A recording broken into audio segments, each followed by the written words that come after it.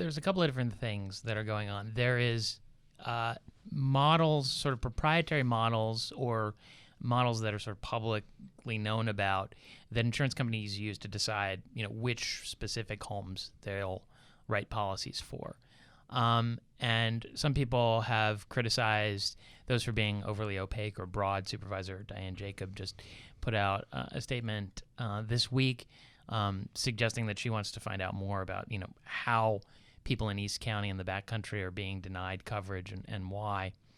But there is a larger model, which is just looking at an entire company's risk, and that's the one we wrote about. And what insurance companies want to do is they want to say, look, the risk of fire now is different on a sort of larger scale, and we want to be able to essentially charge people rates based on fires that haven't happened, fires that we think are likely in the future.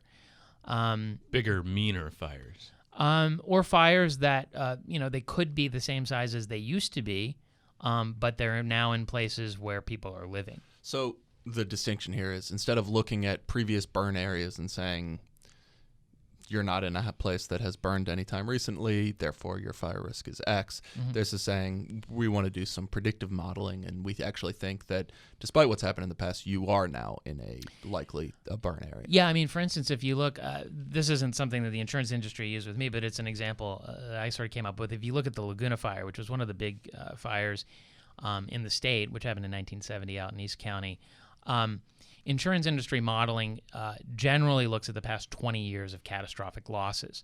And so, this wasn't a quiet 20 years by any means, but the past 5 years have certainly been more destructive than the 15 before that in lots of parts of the state, and obviously not in San Diego.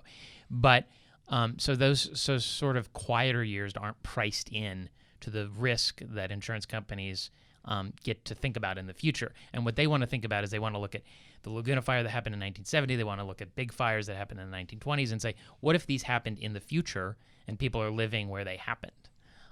Is a kind of rough way of talking about the modeling that they're trying to do.